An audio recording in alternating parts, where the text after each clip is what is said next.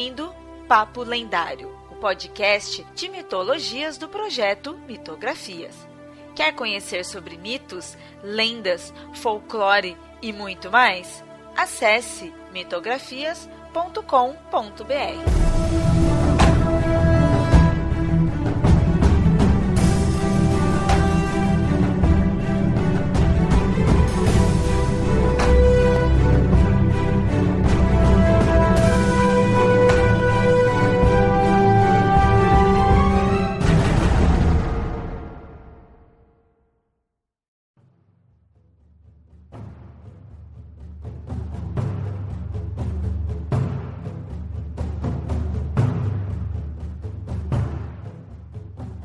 Muito bem, ouvintes. E no episódio de hoje vamos falar das Amazonas. No caso, então, é algo relacionado à mitologia grega, mas a gente vai um pouco além disso, pois a gente vai passar por outras culturas aí que possuem, tanto de forma histórica quanto de forma mítica, conceitos semelhantes aí sobre as Amazonas. Então vamos usar elas como elemento central, mas dá para conversar sobre outros exemplos. E no episódio de hoje, para falar disso, estou aí com o Yamada. Olá. E com a Nilda. Olá, povo. É um tema que a gente nunca tinha abordado, né, algum episódio específico, mas a gente vai acabar citando elementos aí de outros episódios.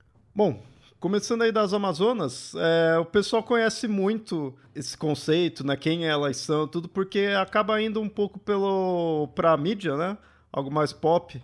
É isso aí, acho que a Amazona mais famosa de todas é a Mulher Maravilha. Então, a pessoa acaba conhecendo por ela. Mas, obviamente, né, da mitologia grega, então tem narrativas, tem personagens míticos. E que, claro, são bem diferentes de como é representado da Mulher Maravilha, mas tem também suas semelhanças, né? Não existe uma Ilha Paraíso, né, com esse nome, Ilha Paraíso na mitologia.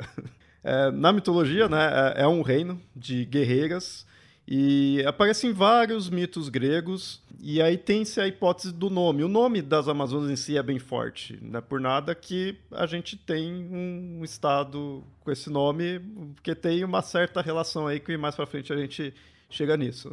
Mas o nome Amazonas, como um grupo de guerreiras, é algo forte, tanto que virou até uma definição. Definição para guerreira. Isso, né, para grupos, né, de guerreiras. Tanto que, ouvinte, aqui a gente não vai falar de personagens guerreiras em si, diretamente. A gente vai citar esses grupos de guerreiras, né?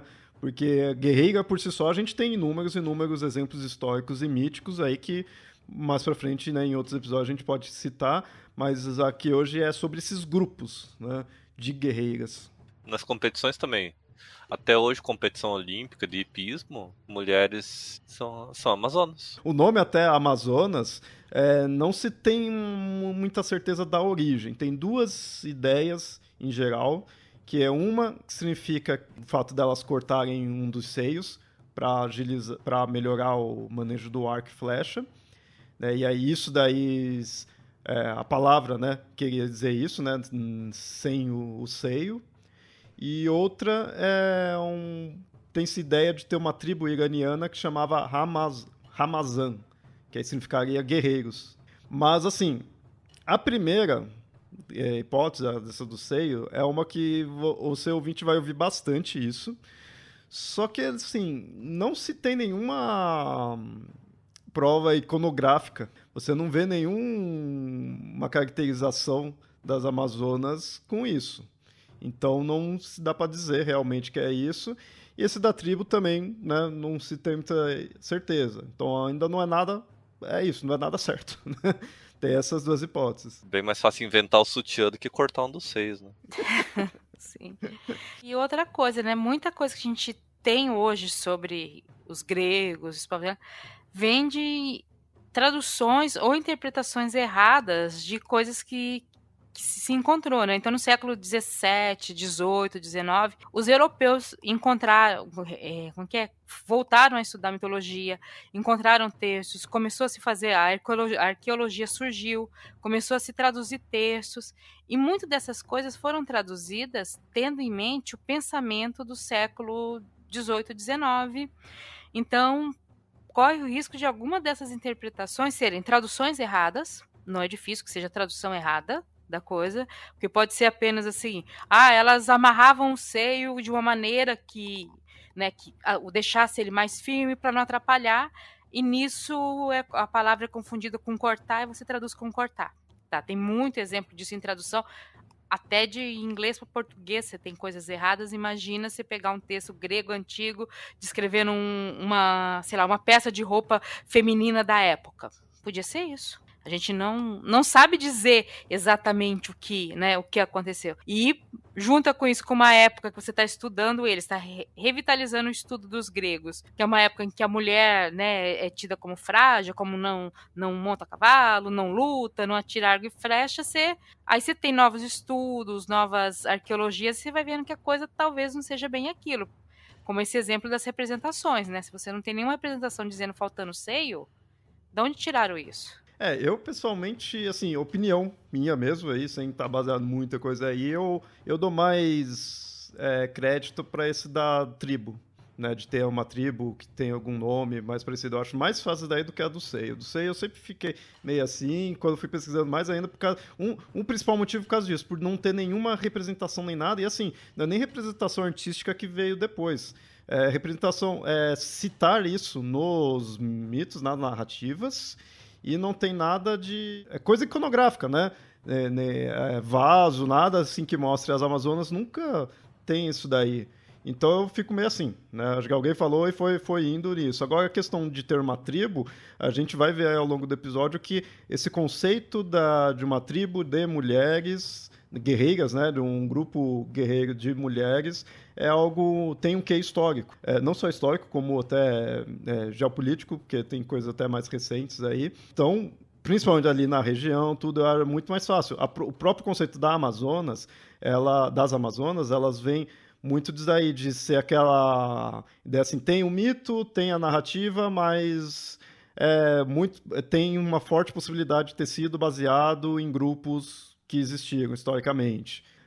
Arqueólogos de um tempo para cá aí encontraram, acho que lá na Rússia, túmulos de guerreiras citas, né? E aí estavam enterradas tudo com uns equipamentos, com várias coisas assim que você, já tendo-se a ideia das Amazonas, você faz uma relação. E são guerreiras citas. E nas Amazonas, quando é dito de onde elas são, a Sítia é um dos lugares que elas poderiam ter vindo. É a Trácia, a Sítia, a Lídia, e tem outros nomes, né, outros locais. Mas acaba sendo esses daí os que mais se fala. O da Trácia é até interessante para a gente ver como elas são vistas dentro da visão grega, né, daquela época. Mais para frente a gente entra aí nesse assunto. Mas assim, só para localizar o ouvinte, elas são dessas regiões e elas são filhas do deus Ares e da ninfa Harmonia. E aí você vê como que a maternidade delas não faz muita diferença. Porque essa ninfa, às vezes você encontra a Harmonia sendo uma divindade, que ela seria a concórdia, então ela é a antítese da discórdia, né, da Ares. E aí, no caso, a Harmonia seria filha de Ares, e aí, então, é meio diferente dessa ninfa. Então, assim, não tem muita importância quem é realmente a mãe delas. O mais importante é elas serem filhas de Ares, porque são guerreiras, então são filhas do deus da guerra. Isso que você percebe a maior importância para o que elas são, para como elas são. E aí, aquela coisa clássica, é um reino composto só de mulheres, e aí fica assim, ou é só de mulheres, ou então os homens que tem ali era algo mais servil, ou então somente mulheres mesmos, e aí elas acabavam indo até outros reinos, ou então quando vinham estrangeiros, elas procriavam, né? Transavam ali, e aí se nascia filha, virava uma amazona, se fosse filho, aí assim, ou virava esse serviçal, que né, dos homens que trabalhavam lá, ou era castrado, ou os dois, né, ali, seria castrado e virava serviçal, ou era expulso, né, abandonado, ou morria, ou seja, não se tornava alguém realmente do reino em si, porque ou ele era morto, abandonado, expulso, ou se tornava numa profissão que não faria diferença, né, não era visto como algo digno, digamos assim, era um serviçal. Eu vejo muito essa versão né, dos homens inferiores no reino das Amazonas, um certo, assim, você fala mal de reinos ou locais matriarcais, em que a rainha tem mais poder que o rei, em que o nascimento de uma filha é mais festejado que o nascimento de um filho, e várias sociedades têm isso. Só que não necessariamente por isso você tem homens inferiores ou não. O que você tem são papéis sociais diferentes.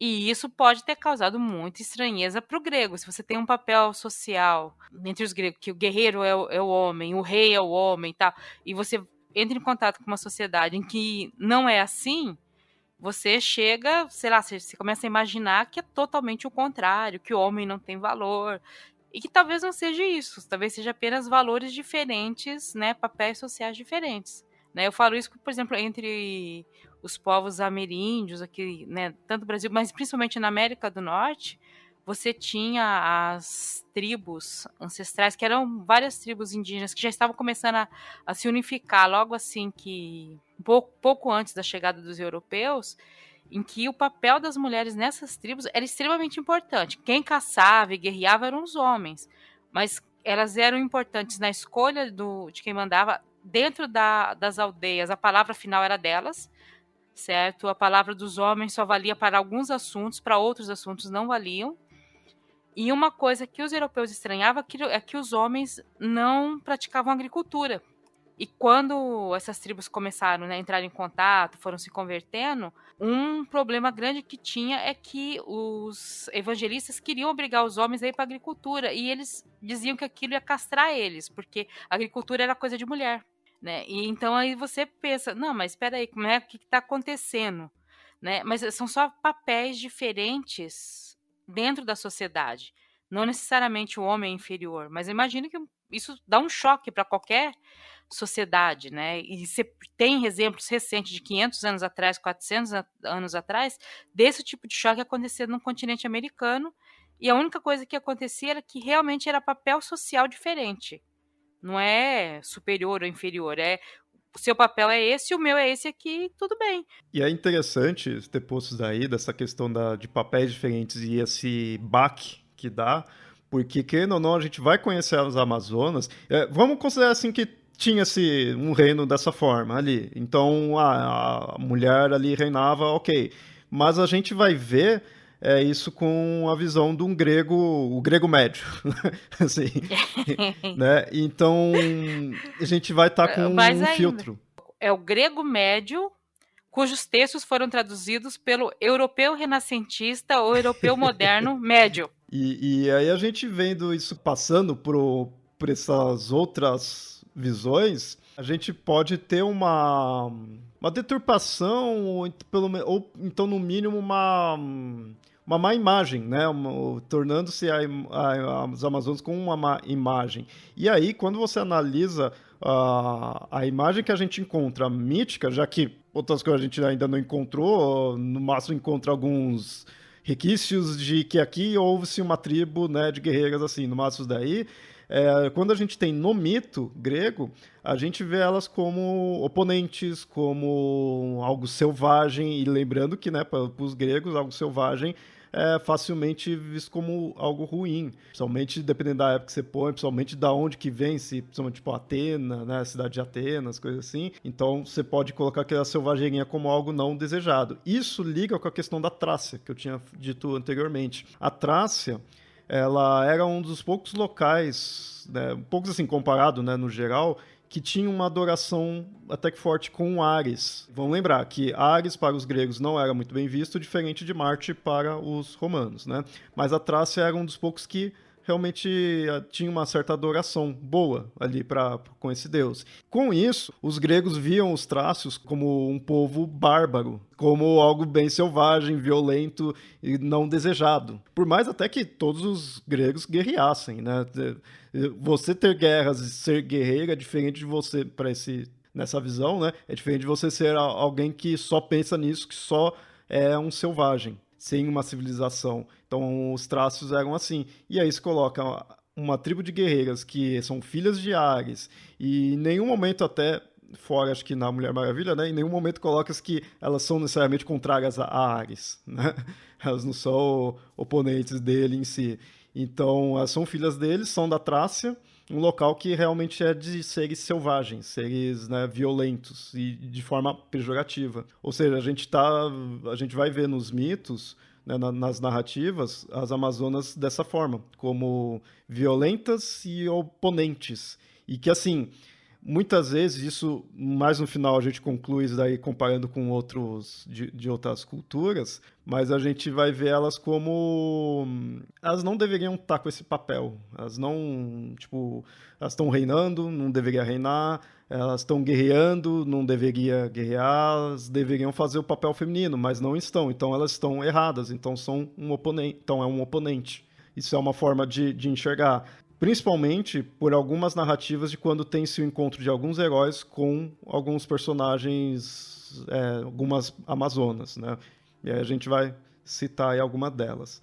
Em geral, ouvinte, você precisa ter noção, assim, que por causa dessa, também de transpassar pela visão dos gregos, as personagens e narrativas das Amazonas, principalmente as personagens específicas, elas se confundem bastante. Então, assim, a gente tem o mais básico, que seria chamada de Otrera, e Hipólita, que são as mais famosas ali, são as rainhas, né? O Trega, se não me engano, é a que é considerada a primeira. E aí tem lembra que eu falei delas serem filhas da harmonia. Quando se coloca essa Outrera, põe que ela, que é a rainha das Amazonas, a primeira, e que se uniu com Ares. Já, né, descarta aquele negócio da maternidade daquela ninfa. Então se tem ela, com essa importância, e tem a Hipólita, que tem toda uma narrativa aí com ela. Outras personagens se confundem bastante. Às vezes você vai encontrar personagens femininos que foram importantes ali em um momento, então você também encontra uma versão amazona dela. Meio como assim, tipo, essa mulher guerreou, né, ou lutou ali, foi né, algo importante, então ela seria uma amazona.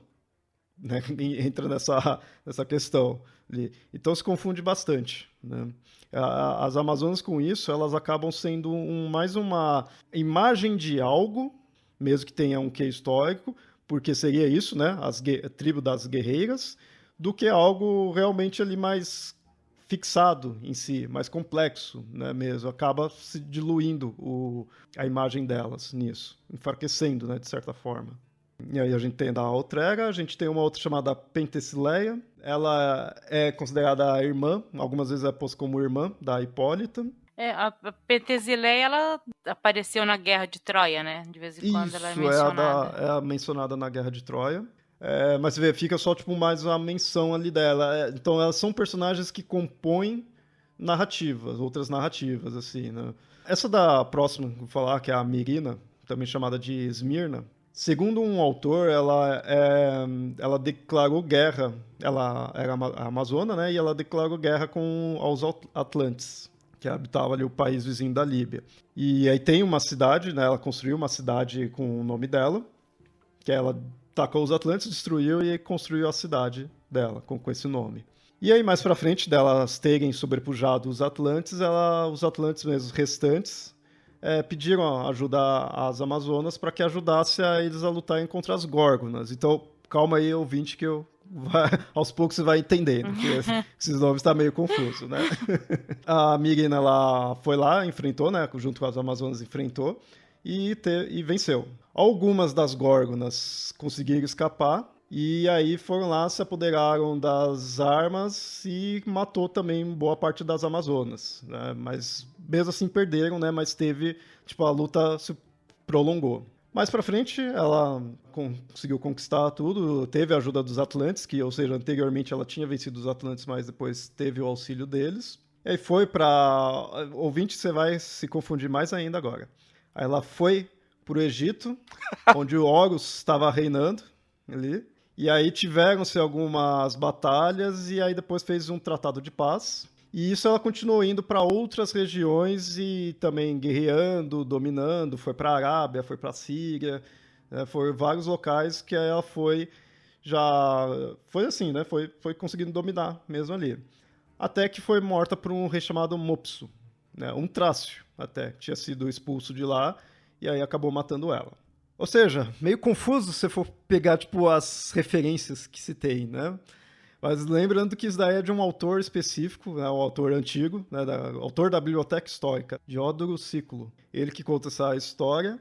E, assim, essa narrativa, ela tem mais um quê de construção histórica, né, do que mítica mesmo. Mostra bem que ela foi uma história bem criada, não era do povo em si, não era assim, algo bem artificial, meio que para dar umas explicações. É uma Amazônia que surge na África, no continente africano, no norte da África, e depois vai em direção até a Síria, e ali, que é perto da região das outras Amazonas, porque a Trácia é aquele pedacinho, hoje em dia, seria aquele pedaço da Turquia que fica no continente europeu. Não é exatamente aquilo, mas fica naquela região, é aquela região ali, né, a Trácia faz parte do que é aquela região hoje. E a Sítia, né, que seriam os outros, ficam ali no Oriente Médio, indo em direção, né, à Síria, e indo lá em direção também aonde hoje é o Iraque, né, o Irã, assim. Então, assim, tipo, o cara fez uma história que fez surgir do Egito e espalhando as Amazonas pelo resto do continente, mais ou menos isso que ele fez. É um romance histórico, praticamente. E aí, algo que deve ter assustado muito aí o ouvinte foi quando eu citei as Górgonas. Mas aí há quem diga que esse daí era uma tribo de Amazonas, né? Então seria um grupo específico ali de Amazonas da Líbia, que aí os gregos teriam, para denegrir a imagem delas, transformar elas em monstros. Isso daí, tudo que eu falei, desde o início até a questão das Górgonas, tudo aí, ele é o que contribui para aquele conceito evemerista que se tinha, que eu não sei se ainda tem, eu acho que é meio ultrapassado você pensar evemerismo excessivo atualmente. Mas assim, o que é o do evemerismo? É você considerar que todo mito, toda divindade, todo personagem ali, ele teve um fundo histórico. Ele foi baseado em conceitos históricos, em personagens históricos. Que, desde o início aí do episódio, eu falei, tem algumas coisas que você pode colocar um quê histórico no conceito das Amazonas. Mas falar isso é uma coisa. Agora, você colocar que tudo mítico tem um fundo histórico, aí já é outra. Como, por exemplo, colocar as Górgonas, colocar todo esse conceito das Amazonas nisso. Então, essa narrativa que se tem da Mirina, ele vai muito para esse lado evemerista. Colocou até Horus, né, ali. Então, você vê, já colocou os Atlantes, colocou um monte de coisa ali, pondo um quê histórico. Aí já, não sei, o evemerismo me incomoda um pouco por esse lado excessivo que ele possui. Bom, aí seguindo outras personagens amazonas, a gente tem uma chamada Clete, que ela era a ama da Penthesilea. Então, mais desconhecida ainda, né, assim, mas tem-se uma pequena narrativa que após a morte dela, né, da Penthesilea, em Troia, né, que a gente falou, né, que ela tá na narrativa de Troia, ela morre, e aí essa Clete tentou regressar para o país dela, mas uma tempestade acabou mandando ela para o litoral da Itália, e aí ela acabou fundando uma cidade com o nome dela. Ela morreu mais tarde, ali, e só que assim, então você vê que o principal dela é o quê? Ela servia para uma amazona mais conhecida e fundou uma cidade com o nome dela. Isso a gente encontrou na Mirina também, que fundou a cidade dela. Tem outros personagens assim, então muitos desses personagens da Amazônia servem para ser tal cidade, com tal nome. Foi fundado por um personagem com esse nome. Isso é comum, heróis fazerem isso, personagens gregos em geral, e aí coloca-se algumas Amazonas para isso. Ou seja, sem nada muito aprofundado. Né? A gente está vendo aqui que personagens amazonas não são não são protagonistas em si. Elas não são personagens fortes. Né? Infelizmente não tem isso. Né? A gente tem uma outra chamada Mopádia, que é uma das amazonas que foi até a Ática, que eles foram guerrear contra o rapto de uma outra amazona, que aí Teseu raptou uma amazona chamada Antíope, e aí as amazonas foram até a Ática para guerrear. E a Mopátia era uma dessas que estava marchando, então também não tem nada muito aprofundado dela, só que assim, a Antíope ela já é um pouquinho mais aprofundado no fato disso que ela fez. Ela foi morar lá com o Teseu na Ática, e aí algumas versões mostram que foi raptada, outras versões mostram que ela foi de vontade própria. Mas assim, ela se apaixonou por ele, né? Às vezes é um rapto, às vezes não, mas se apaixonou, e aí ela lutou ao lado dele. Né? Então ela acabou sendo morta por uma flechada da Molpádia. E aí o Teseu vai lá e mata ela. Então, um monte de violência aí. Violência gerando violência. Uma outra chamada Pítane, que aí também é uma que fundou uma cidade com o mesmo nome dela. Então, é isso a história da personagem. Então você vê que são só nomes são personagens para justificar o nome. E aí, por fim, nós temos a Hipólita, que acho que deve ser a amazona mítica mais famosa, aí, qual você mais escuta o nome em si. Ela até que tem algo mais descritivo em si dela, né? Dependendo da era dos quadrinhos que você pega, ela vira a mãe que concebeu.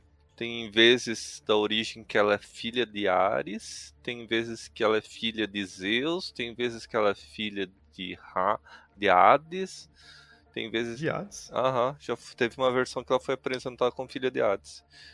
Teve uma vez, e a mais comum é que ela foi gerada do barro, porque a Hipólita queria ter uma filha, e Zeus deu vida a essa peça de barro. Era a versão, acho que da Era de Prata. A Era Moderna, eu não sei mais nem como que tá tão zoneado. Eu sempre conhecia como ela sendo... Mas eu gostei dessas várias versões, isso é bem mitológico mesmo. O que eu conheço é dela ser filha de Hipólita, mas ela só criou, né, do barro, então seria tipo ela uma mãe de criação, né, em si.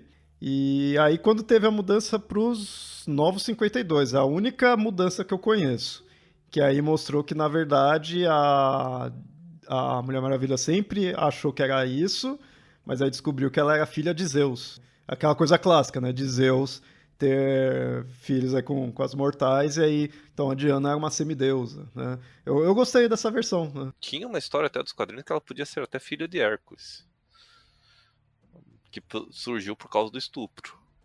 Mas aí foi apagado faz muito tempo e atualmente é considerado só ela como filha de Zeus, que ela seria a última semideusa, o último filha mortal de Zeus. Tem a teoria, não é, das histórias em quadrinhos, que roubar o cinturão de Hipólita, na verdade, é transar com a Hipólita ou tirar a virgindade de Hipólita. Seria uma interpretação, né, da narrativa, né? Bom, e aí na Hipólita, como falei, ela é uma que tem uma descrição maior, né? Ela tem mais imagem em si. Principalmente, né, graças ao Hércules, porque ela tá numa narrativa dos 12 trabalhos do Hércules. O Hércules, como a gente citou, né, tem a narrativa do Cinturão de Hipólita, onde o Hércules vai até o reino das Amazonas, e aí muitas vezes coloca-se que o Teseu estava junto com ele, e aí isso tem aquele lance dele ter raptado a outra Amazona, né? Mas aí eles vão para lá, e ele vai com esse intuito de pegar o cinturão da Hipólita, que era um dos trabalhos, né? Ele foi um dos trabalhos dele fazer isso. Esse cinturão era um cinturão que Ares tinha dado para ela para mostrar o poder que ela tinha, né? Mostrar ali dela ser a rainha. Aí começa já as variações. Tem uma versão que põe que a Hipólita entregou para ele, né? Não teve problema até esse ponto. Tem outras que ele tomou à força. Teve outras que mostram que teve sim um embate, ele ganhou e aí conseguiu o cinturão, né? Mas assim, em todas as versões termina em problema, porque mesmo nessa que ela concorda em dar o cinturão, é dito que Hera estava ali entre as Amazonas disfarçada entre uma delas, né, como uma Amazona, e sempre na rixa de Hera e Hércules, ela que lançou o boato que ele estava indo lá para raptar a Hipólita, né, que ele estava lá para causar problema. E então aí elas, né, ficaram até isso tudo, e aí que começa o embate. O Heracles, ou Hércules encontrando a Hipólita, tem várias versões. A versão assim que eu acho que é a mais acertada é que provavelmente o Hércules foi lá, roubou o cinturão, que teoricamente tinha roubado a virgindade da Hipólita, e no final acabou escravizando. Tem uma boa história que mostra o Hércules escravizando boa parte das Amazonas. Ele participando da escravidão delas. Você vê que sempre vai terminar no embate ali, sempre vai terminar elas como oponente, Quando se coloca que o Teseu estava junto, né, como disse, aí vai além dessa narrativa do Hércules e coloca no fato dele ter raptado a Antíope. É interessante que às vezes você põe que ele raptou, às vezes põe que ela, assim, mesmo que também fosse um rapto, mas que ela fosse um troféu para ele, já que ele estava ali, né, junto com o Hércules e estava ganhando a luta. Então, tipo, não deixa de ser um rapto, né, mas acaba sendo, tipo, aqui é o troféu. Isso é bem parecido com alguns eventos na Guerra de Troia, né? Mulheres como troféu para guerreiros. E isso leva-se àquela guerra que a gente falou anteriormente das Amazonas contra a Ática. Então você vê, em 2 momentos a gente viu elas, em momentos até que ligados, elas como oponentes, seja na narrativa do Hércules quanto na do Teseu, que aí vem a guerra contra a Ática. Mas tem um outro herói que também enfrentou elas, que foi o Belerofonte.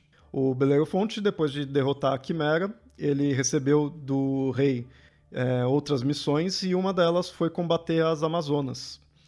E ele foi lá e massacrou elas. E normalmente quando você encontra falando isso daí, mostra que massacrou mesmo. Não é só enfrentou, ganhou, não. É massacrou. Mas não se aprofunda muito nos detalhes. Mas aí a gente vê que tanto essa parte dele contra as Amazonas, quanto a própria questão dele estar fazendo missões, é igualzinho os 12 trabalhos.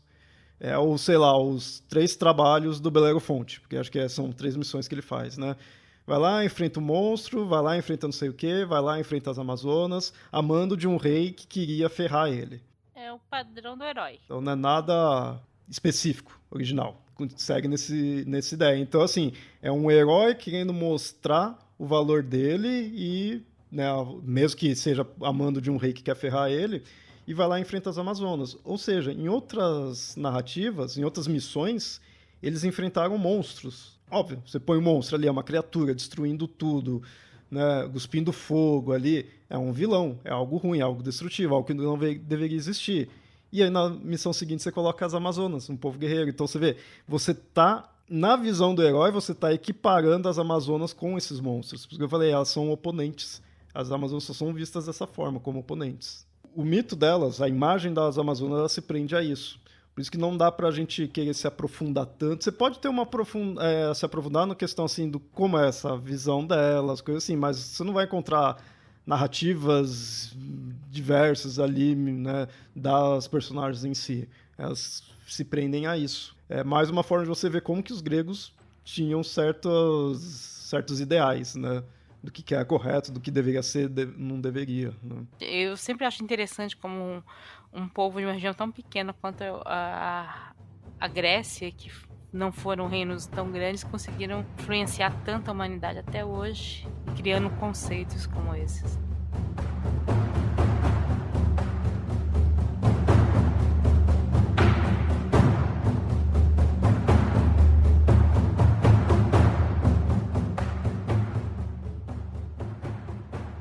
Bom, mas essas daqui foram as Amazonas. A gente falou aí como elas são as características de alguns personagens, mas como eu falei, é um conceito que você encontra em outras culturas. Essa ideia de grupos femininos de guerreiras. E um que a gente tem aí é aqui mesmo, na nossa região, que é das Icamiabas. Dito como as Amazonas brasileiras, né? O pessoal chama assim, as Amazonas indígenas, tem todas essas coisas assim, mas é porque faz referência assim, a as personagens amazonas gregas. Né? A gente falou um pouco sobre elas, né, no Papo Lendário 175, sobre o livro do Reinaldo José Lopes, né, que ele coloca esses relatos que se teve que depois foram confirmados com escavações arqueológicas, com você coletando relatos entre os povos, né, que aparentemente realmente, não vou dizer guerreiras, tribos de guerreiras exclusivas, mas em que as mulheres tinham um poder de decisão, né, um poder bem maior do que que uma mulher europeia teria na mesma época. Então isso dá origem a esses relatos aí, mistura a cultura de um com o outro e passamos a ter guerreiras indígenas, né, amazonas indígenas, dando nome a rios e regiões por aí. Outro que a gente tem é a Onabugeisha, que são, agora a gente estava aqui na nossa região aí do Brasil, a gente vai para o outro lado do mundo. Já no Oriente, no Extremo Oriente, a gente tem esse grupo de mulheres. É interessante, porque hoje em dia esse conceito, a gente pode não conhecer o nome totalmente, mas esse conceito da mulher oriental treinada para lutar e proteger o chefe do clã, ou a rainha, né, ser a mulher lutadora, já é bem comum em filmes, né? A gente pega muito isso na cultura pop. Então ela luta com leque, luta com pequenas adagas, ou então enfeites de cabelo, ou hashi, que são utilizados como armas, né? E normalmente são lutadoras exímias. Agora, nesse caso da Onna Bugeisha, elas deram origem a, né, um tipo de luta que continua até hoje, que é a luta da Naginata, que é uma lança longa, né, normalmente de uma madeira um pouco leve, que na ponta teria uma lâmina, normalmente meio em formato de meia-lua, né, meia arqueada, que ajudaria a mulher a lutar de longe. Então, você lutando com essa lança, que não é uma lança pesada, a mulher consegue se defender. Então, normalmente elas ficavam em linhas de defesa, de vila, de templos. Elas não iam para frente da batalha, mas elas eram uma linha de defesa muito importante. E com o tempo isso acabou virando uma arte marcial, e hoje em dia você tem apresentações de Naginata, normalmente só com mulheres lutando, e aí essa lança, a parte de metal, né, que seria a ponta metálica, é substituída por uma ponta meio que de bambu para isso.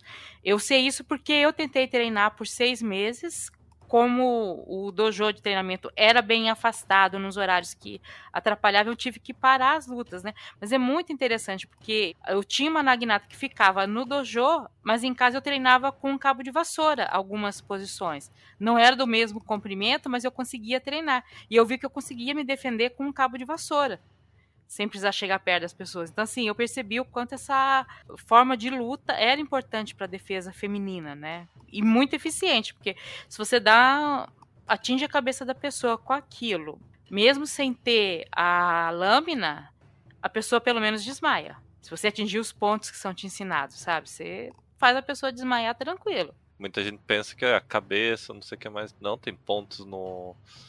Tem um ponto aqui embaixo, um pouco acima do abdômen, entre o fim das costelas e para cima da barriga, mais ou menos.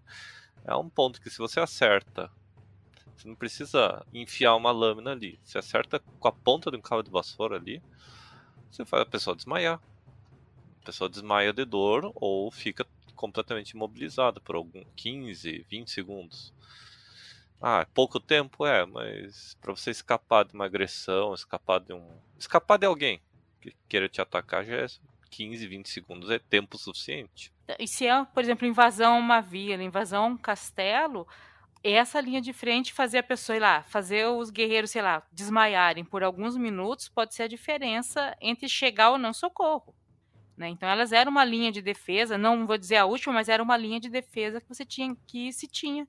Você deixava as mulheres, mas você deixava mulheres treinadas para fazer essa defesa, né, mínima, até você conseguir um reforço. Sem falar, quando um grupamento invadia uma vila e percebia que a maioria eram mulheres, eles acabavam subestimando a vila. Eles não iriam esperar que mulheres, ou até mesmo idosas, iriam saber lutar. E eu já vi senhoras, assim, chinesas, japonesas, bem habilidosas em artes marciais e com fôlego que deixaria qualquer adolescente aí, por aí, de queixo caído. Sendo treinada, você aguenta muita coisa, né? Vira a mestre anciã. Genkai. Bom, a gente passou pela América, foi para a Ásia e agora vamos para a África, que a gente tem as guerreiras de Daomé, ou também chamadas de Amazonas de Daomé, né? Então você vê que eu definição aí de Amazona. O mais legal que me chama mais a atenção delas aí é que elas foram inspiração para as Dora Milaje, do Pantera Negra, né? Do personagem de quadrinhos Pantera Negra, aquelas guerreiras ali que fazem a guarda dele, foram inspiradas nessas guerreiras de Daomé. E essas são até que mais recentes, né? Até as roupas são meio que parecidas, o estilo de vestimento. No caso, é coisa de 1800, aí tudo que tava tendo, né? Elas ainda, acho que a última, se não me engano, morreu em 1979, então, tipo, é coisa mais recente mesmo. É isso que é interessante. Todos esses fora das Amazonas, que tem o que é mítico, esses outros tudo são exemplos históricos. Mas esse das guerreiras de Daomé é algo mais recente. Elas eram um corpo de guarda do rei, né? Elas eram, digamos assim, seria a guarda real mesmo, aquela guarda mais, né, mais importante da vida do rei, de ir para a luta, que normalmente tem uma influência política também bem grande. Quase todos os países que têm guardas reais, as guardas reais têm, né? Tanto homem quanto mulher. Uma guarda real sempre tem uma importância política muito grande. E elas tinham alguma importância nesse sentido também. Tanto que a tradução de Aroshi, que era o nome delas, poderia ser ao pé da letra como esposas do rei, se fosse traduzido, mas na língua deles quase que serviriam como guardiãs do rei. Seriam a linha de frente do rei. Se você tentasse qualquer coisa em cima do rei, você tinha que passar por elas. Elas eram soldadas, eram guerreiras muito bem treinadas. E eu acho que o último rei do Daomé, quando ele foi deposto com elas. E o Leonardo falou, não, elas são do século XIX, começo do século XX.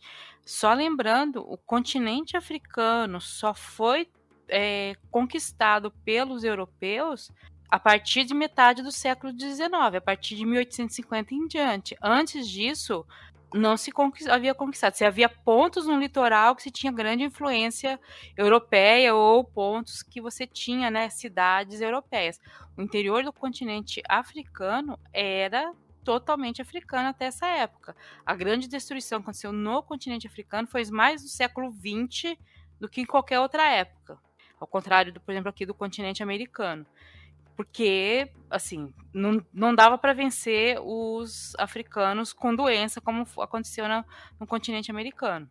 Isso também na Ásia. Na Ásia também, vários que foram chamados colônias depois também é coisa do século XIX. Antes disso, eles eram no máximo reinos coligados, reinos parceiros, tinha que fazer acordo e qualquer coisa os países da Europa perdiam o domínio que tinham lá. A gente tem essa ideia do continente europeu dominando o mundo todo, mas não era assim até bem pouco tempo atrás. Mas foi legal mostrar a questão das datas aí pro ouvinte para ver que a gente fala que é algo histórico, mas quando você fala histórico parece que é algo longe. Não, é algo que tá vindo durante toda a história, porque a gente tem coisas... E quando você pega algo mais próximo, acaba se tornando algo mais até político. Você vai estudar isso não só na história, mas você vai estudar em questões políticas, que, por exemplo, a gente tem das mulheres guerreiras curdas. Isso é algo de agora, recente. Não vamos se aprofundar tanto nesses daí, mas vou deixar um link aí que tem um vídeo que explica.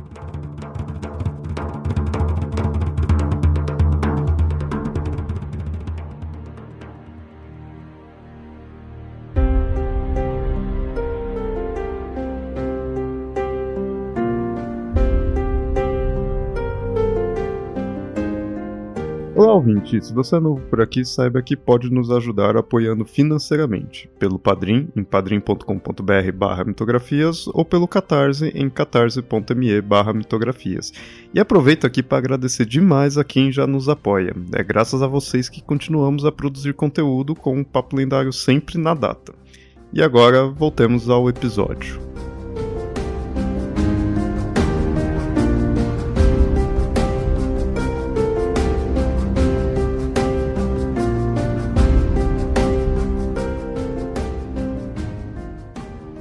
Ouvinte, a gente chega aí no nosso último exemplo, porque assim, a gente começou falando das Amazonas, o foco aí do episódio, que são míticas, mas possuem um quê histórico, né? Tem algumas coisinhas ali que você encontrou, né? Alguns requisitos e tudo mais, mas ele vai muito pro lado mítico, então ele vai muito da visão que o grego tinha disso, ele tem todo esse lado fantástico, vou dizer assim. Enquanto os outros, a gente viu muitos exemplos ali puramente históricos. E aí agora a gente volta para um lado mítico, que aí muito estudioso de cultura e mitologia nórdica faz uma relação com as Amazonas. As Amazonas são o centro desse aspecto, né, de mulher guerreira. Que aí no caso são as Valquírias. E é interessante que com esses estudos a gente tem mudado um pouco, né, a visão que se tem das Valquírias por ver como elas eram vistas muito, muito, muito antigamente, né, da onde teria vindo uma possível, né, origem do mito em si, como elas foram se transformando com o tempo. A gente tem um episódio aí sobre valquírias, né, então se vocês quiserem ouvir mais ali, mas esse já é um episódio antigo, então algumas coisas que a gente vai falar aqui nem tem lá, é meio que uma atualização, né, porque na época eu nem tinha lido os artigos que compõem isso daqui, né. Mas só para explicar aí para o ouvinte, as valquírias quem elas são? Elas são filhas de Odin, guerreiras, né, filhas de Odin, e só que no caso elas não são mortais, né, não são pessoas comuns, elas são realmente entidades. É dito que o nome delas significa aquela que escolhe os mortos, porque elas tinham essa função, elas têm o quê de psicopompo, por causa que elas iam junto a Odin, ou a mando de Odin, para as batalhas para carregar os mortos. Quem era escolhido por Odin e morrer ali na batalha, elas pegavam e levavam para Valhalla.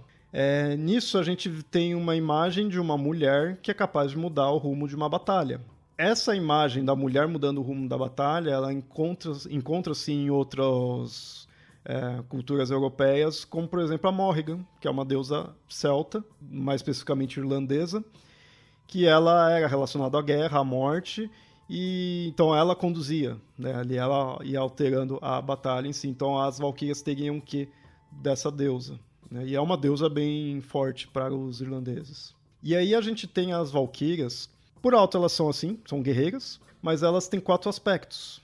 E aí a gente vê como elas foram mudando com o tempo. Mas elas têm esse daí, que elas são serviçais, né? Atendentes, digamos assim, que quando elas levavam o corpo para Valhalla, lá em Valhalla, elas não estavam mais como guerreiras em si, elas estavam como serventes dos guerreiros de lá. Iam lá e entregavam o que eles precisavam, lá só ficavam bebendo, né? Então quem entregava as bebidas eram elas, assim. Isso de acordo com inúmeras narrativas, né, que a gente tem dos nórdicos. Em outras a gente vai ver elas como amantes e esposas dos guerreiros. E é interessante quando entra nesse quesito de amante e esposa, você vê que quando ela vira esposa, ela meio que, tipo, para de ser uma valquíria em si, ela se torna algo limitado, algo mortal. Então ela perde o lado guerreiro e fica como uma esposa só. Elas têm as guerreiras, né, as versões de guerreiro, que é o mais conhecido aqui, o mais popular, e como profetisas também. Então essas são as 4 visões são os 4 tipos de valquírias que os estudiosos dividem, conforme é encontrado nas narrativas. E aí, como eu disse, esses mesmos estudos acabam comparando as valquírias com as amazonas. Não só por ser guerreiras, mas todo esse aspecto da imagem que o feminino tem ali perante a cultura. As valquírias são um ser mítico, e é um ser mítico que pode ser muita coisa, esses vários aspectos, todos ligados ao feminino. Você também pode ligá-los ao masculino, tirando, acho que o de esposas, não sei. É um ser feminino, mítico, mas complexo. Não é apenas a guerreira, ou apenas a mãe, ou apenas a filha, né? Elas podem ser essas 4 coisas aqui tranquilamente, né? Tem 4 aspectos diferentes num mesmo ser mítico. Isso é bem complexo. É interessante ter esse tipo de divisão. Foi legal você ter falado delas serem complexas, que é bom deixar claro pro ouvinte aí que as Amazonas, por mais legal que seja a imagem delas ali, os personagens em si, por mais que você goste, a gente viu que não dá para querer se aprofundar tanto, querer tornar algo tão complexo em si, né? Do que a gente tem delas não é tão complexo. Das valquírias já não. Das valquírias, tudo isso que a gente vai estar falando aqui não encare como algo absoluto, porque vem dos estudos que têm se visto das comparações entre uma época e outra dos mitos nórdicos, né? Torna-se complexo mesmo. Isso é interessante, isso fica fascinante. Mas aí a comparação que se dá para fazer com as Amazonas é disso, serem guerreiras, e passa-se a ideia assim, tanto grego quanto nórdico, eles eram patriarcais. Independente de terem valores, mesmo que tenham valores diferentes perante os homens e mulheres de cada cultura, ambos eram patriarcais. E aí, você pode até pensar, grego é mais fácil você encontrar esse conceito patriarcal, mas aí nórdico tem muito aquela questão da mulher também ser guerreira e tudo mais, então muita gente imagina, não é tão patriarcal assim. Mais ou menos. Mais ou menos. Não dá para levar isso muito a fundo. Porque a própria ideia, aquele negócio da mulher nórdica guerreira, tem certos poréns, sabe? O pessoal também, você não pode considerar isso 100%. É muito visto assim que a mulher sabia lutar, muito mais até para proteger a casa, que eu acho mais do que digno. Eu acho até mais, sinceramente, eu acho até mais digno do que um guerreiro que vai na terra dos outros matar, né? Mas enfim. O fato de você ter mulheres guerreiras não necessariamente elimina o caráter patriarcal de uma sociedade. O que você pode ter designações de papéis diferentes do que você tem em outra cultura, né? Que numa cultura é aceito um homem fazer, modifica para outra, e isso não transforma uma sociedade automaticamente em matriarcal, nem automaticamente em patriarcal. Aí já é o papel, né, que você é autorizado a ter. Numa sociedade muito guerreira, muito sujeita a ataques, como a nórdica, a mulher ser guerreira praticamente, digamos assim, é considerado normal. Não vou dizer não é uma obrigação, mas é necessário você ter várias guerreiras, né? E isso não necessariamente diz que a sociedade seja matriarcal ou não seja patriarcal, né?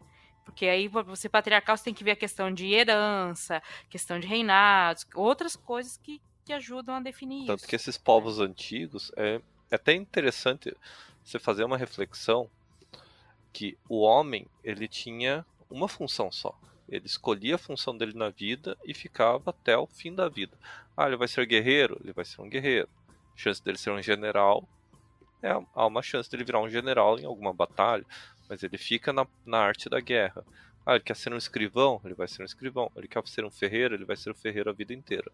A mulher não, a mulher ia acumulando funções. Se ela quisesse ser guerreira, ela ia ser guerreira, ia ser dona de casa, ela ia criar filhos, ela ia ser esposa. Ah, ela quer ser escrivã, ela ia ser escrivã, esposa. Então ela tinha várias funções. Então isso é algo que ainda passa até hoje para nossa sociedade. A mulher, ela tem muito mais funções atribuídas, e a cada vez que você atribui uma função, você percebe, o homem é muito mais independente que a mulher, porque o homem tem essa liberdade. A mulher não, a mulher, ela, cada vez mais ela dá uma corrente para ela e uma falsa liberdade.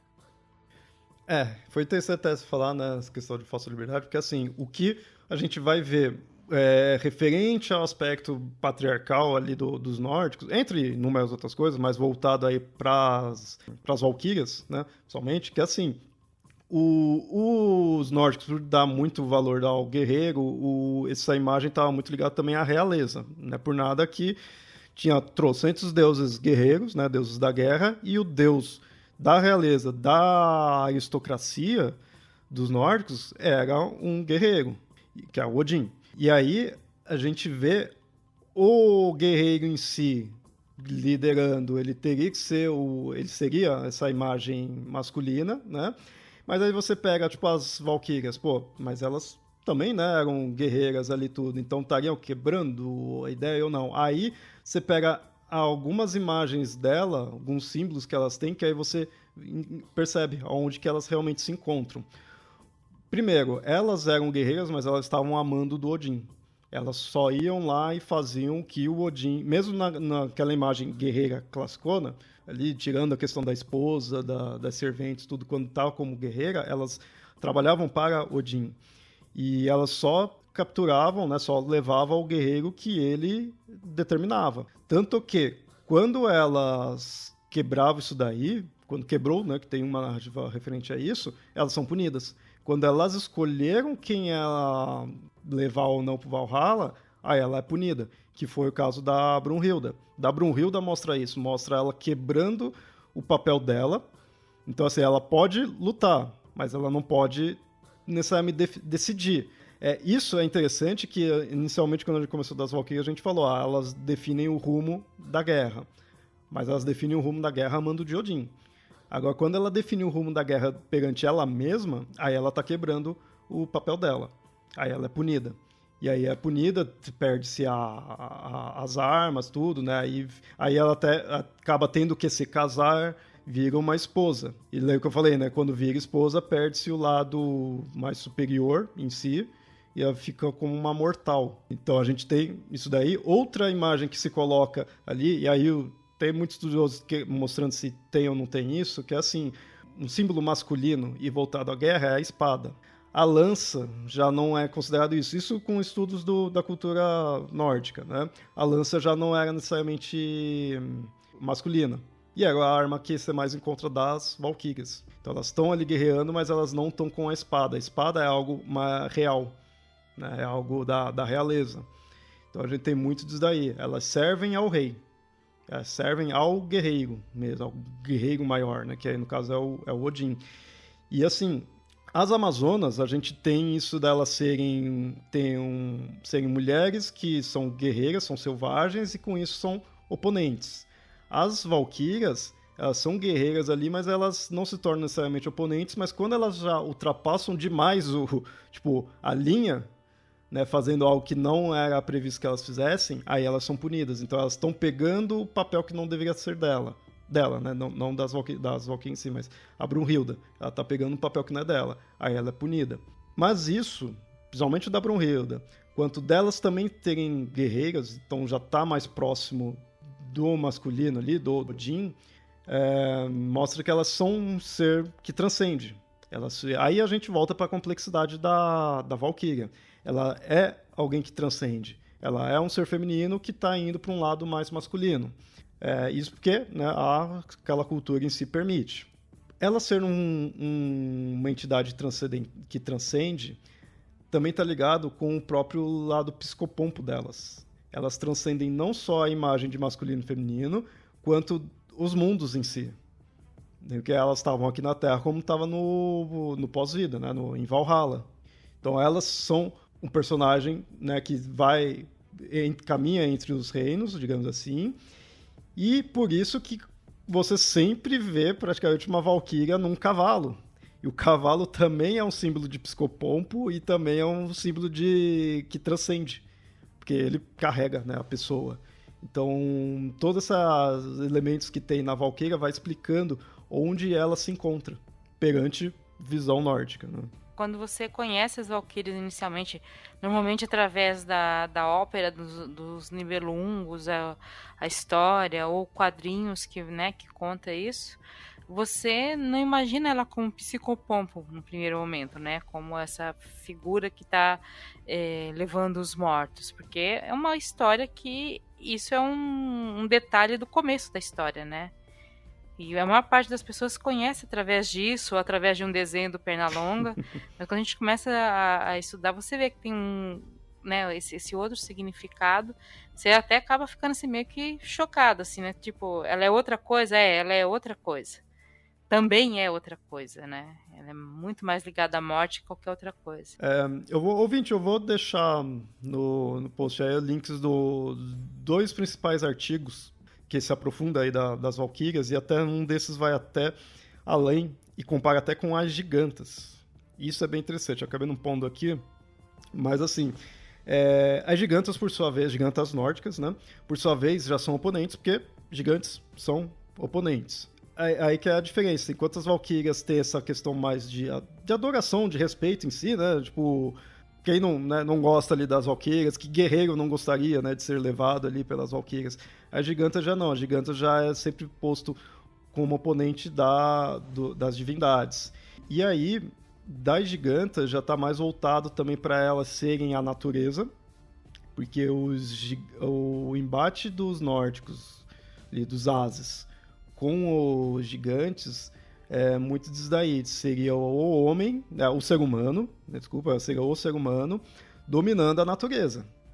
Então ele tendo controle da natureza, porque principalmente que para os nórdicos a natureza é algo tenso pela região onde eles, né, se encontravam. Então eles seria sempre um obstáculo, teria que em algum momento dominar ali.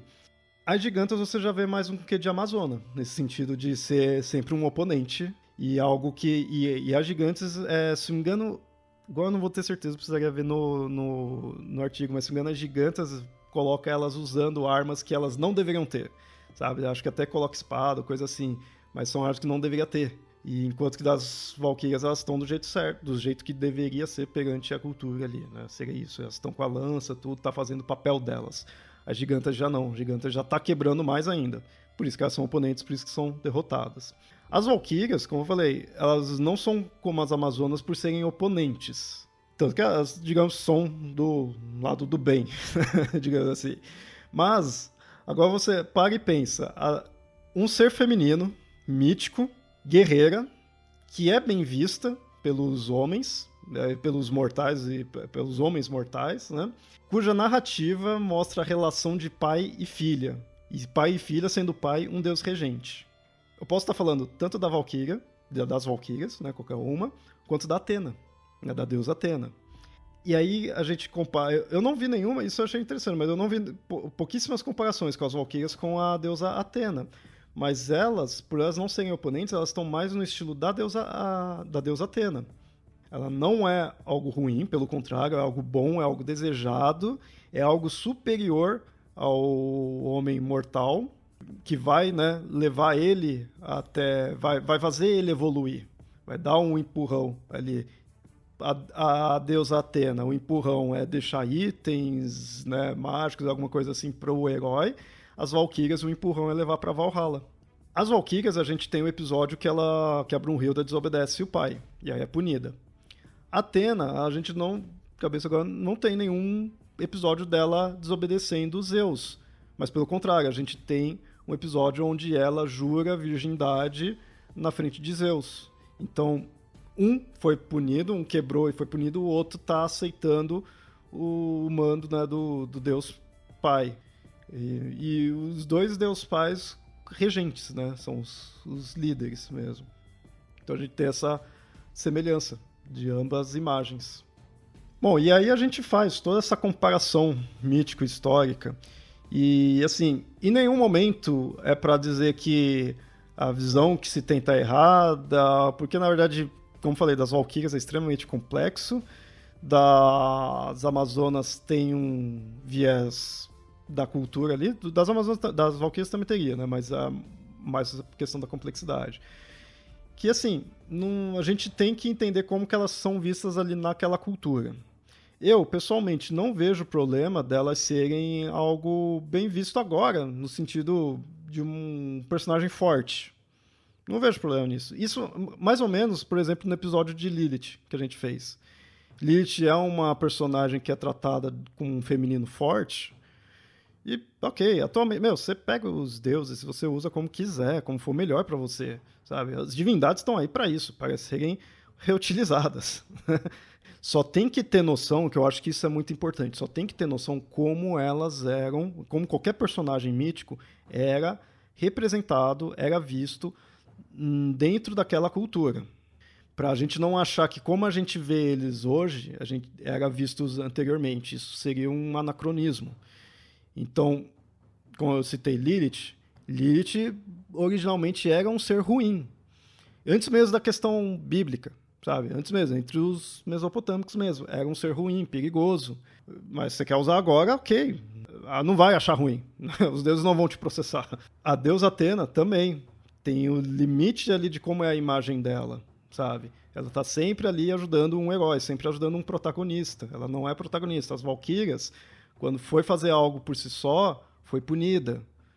Então, a gente tem que entender dentro ali do contexto, dentro daquela cultura, dos valores da cultura. Isso eu acho bem importante, para a gente não pegar os valores que a gente tem ou que a gente quer agora e transpor para antigamente. A gente tem que entender essa diferença. Mas se agora você quiser utilizar... eu gosto bastante da deusa Atena, eu gosto bastante das Valquírias, mas tem que ter noção que outra época tinha uma outra imagem, uma outra importância. E uma outra função na sociedade, né? Sim, porque os deuses têm funções diferentes em sociedades diferentes e épocas diferentes, né? Tem gente que às vezes pega e transpõe, sei lá, o chefe dos Zeus como se fosse meio que o deus cristão. E não é, gente. Desculpa, não é a mesma coisa. Não é. Ele é um deus supremo, mas ele não é a mesma coisa. E assim, não tô falando nem por causa por ser a minha crença eu achar coisa assim. É um contexto social diferente, uma atribuição diferente para o deus. Né? Para o deus, para o mito, para a lenda, contextualização alguma. Uma coisa é você trabalhar dentro desse mito, outra coisa é você descaracterizá-lo totalmente. A única coisa que ter parecido é o nome e, sei lá, uma aparência que lembra uma imagem antiga. Exatamente. Né? Foi legal você ter falado de Zeus, porque eu citei aí as Valquírias Amazonas, porque é o tema aí do episódio, mas isso vale com qualquer personagem. Pega os deuses, os heróis, vai pegar herói grego pra você ver se aquilo lá poderia mesmo ser considerado herói, o que eles fazem, né? Então, não entra no nosso quesito de herói agora, né? Eu tenho medo até de quem realmente considera aquilo ser heroísmo, mas enfim. Mas é isso, você não pode, né, colocar os valores de hoje. Bom, e é isso, a gente falou um pouquinho das Amazonas, porque realmente não dá para se aprofundar tanto nelas, e para comparar com diversos outros exemplos, indo até para os nórdicos, mas também achei muito interessante por ter esses conceitos históricos, exemplos históricos aí de grupos de guerreiras. Isso eu acho bem interessante, né?